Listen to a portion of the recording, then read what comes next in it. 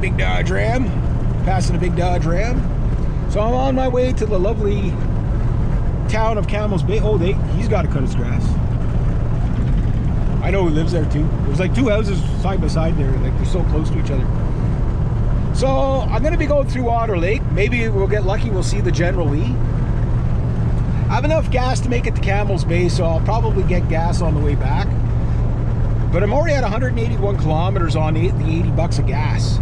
So that was about a quarter tank. That's not bad.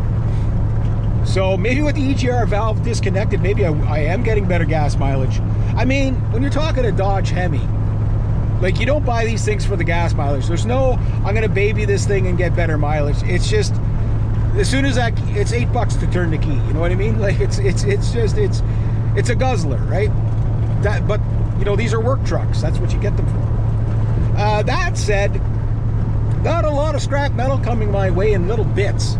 You know, person here, person there. So I'm hoping by the end of the season, I'm doing really well with the scrap metal, but I really got to get a trailer. So I'm hoping to, I doubt it'll happen, but maybe I'll get lucky like I did with that guy driving down the road. Hey, you know anybody want to buy a trailer? I said, yeah, me. Or sell a trailer? Yeah, me.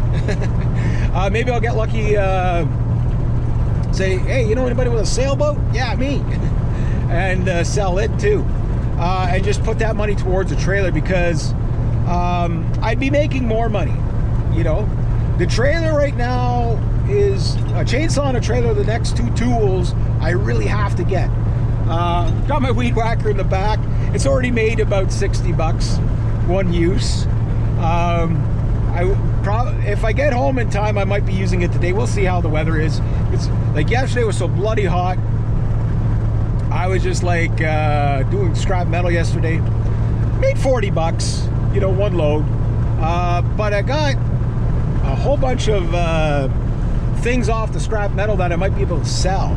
And I'm praying that's what it's going to be, right? That I'll make a lot of... that sign is so poorly placed.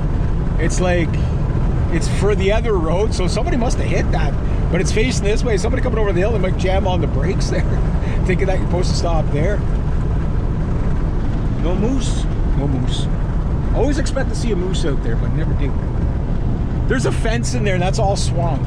That's hilarious. That must have flooded out after the fence went in. No moose. No moose. But yeah, if I can get a trailer, I gotta get a 3-ton trailer, not a 5-ton trailer, because as soon as you got a 5-ton trailer, you're commercial, right? And even if you don't have anything in that trailer, if you put a pop can in that trailer that weighs that can carry 5 tons, and you get pulled over, you now have to have a commercial license. So you can pull the trailer empty, but you can't pull it with an ounce in it, because then it's over. Then you're over the 10,000 pounds, right? Then you're considered commercial. You're not over 10,000 pounds, but you're considered commercial because you're using the capacity of a 10,000 pound trailer. And I know guys around here that kind of like, they got regular license, but they're commercial, and they're making the money. They should just buy their commercial license, you know. And it's not so much that, you know, they're, you know, like to cover the stuff they have. It's just that liability that if they hit somebody or something like that with a commercial trailer, even empty,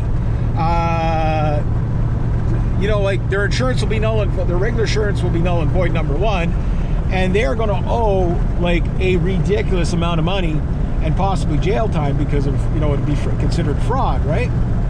So for me, if I ever go up to a 5-ton, I'm going to go commercial, but I'm not going to go with a 5-ton trailer with a truck that really, yeah, this will pull 5 tons. This will do it. These trucks are rated to pull that much, maybe even a little bit more, maybe 12,000 pounds, so say 6 tons. These things will probably pull 6-7 tons without batting an eye.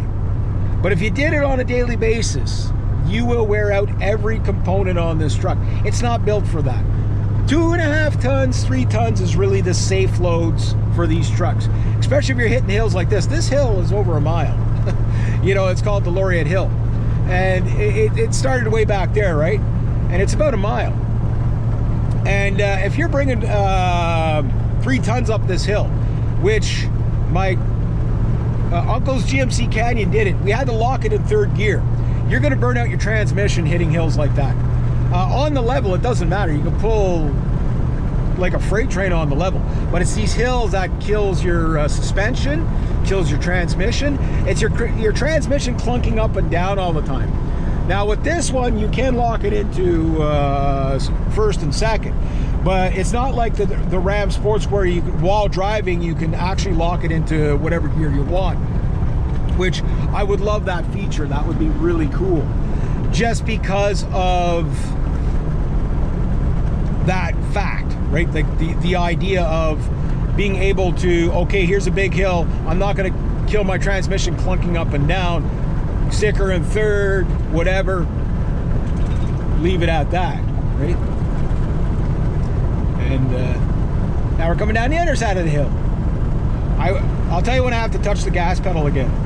Right now I'm like 5 over, I'm not touching the gas pedal.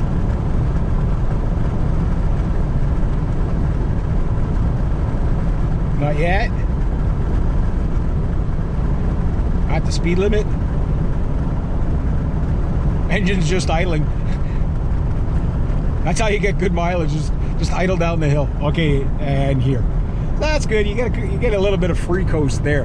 Now, had I had a load on there, I'd probably be almost at the end of the straight stretch before I'd have to touch the gas again. So that's pretty cool. But you're sucking up a lot of gas going up those hills with a load, right? They say a Ram, the new ones, get anywhere between 19 and 23 miles per gallon. On a downhill, on a good day with a semi pushing it, wouldn't even happen. There is no condition where I could see any, even with the MDS, you would still not get 23 miles per gallon. I've never seen a Ram get 23 miles per gallon. That is just pure bull. 19 to 20 miles per gallon, I think it's possible, but I think 16 to 17 miles per gallon would be, for the newer trucks, would probably be more realistic. Older trucks like mine factor anywhere between 8 and 14 miles per gallon. This one, I don't know what it does. Poor old Brutus, he was pretty beat up and worn out too. He wasn't as high mileage as Thunder is. Thunder's in better condition in a lot of ways, but it's actually got a higher mile engine, but it's all highway miles, from what I was told, right? Brutus got 8 to 10 miles to the gallon, 12 maybe on a good day. This, I don't know yet, because I haven't done the assessment. I have done a first full fill up on this truck, but I haven't done a first, okay, start the odometer. I always restart my odometer. So for example, on this half tank or quarter tank, I've got 192 kilometers. So that means I'm going to get well over 400 with this. Doing what it is. What are they eating? Something dead.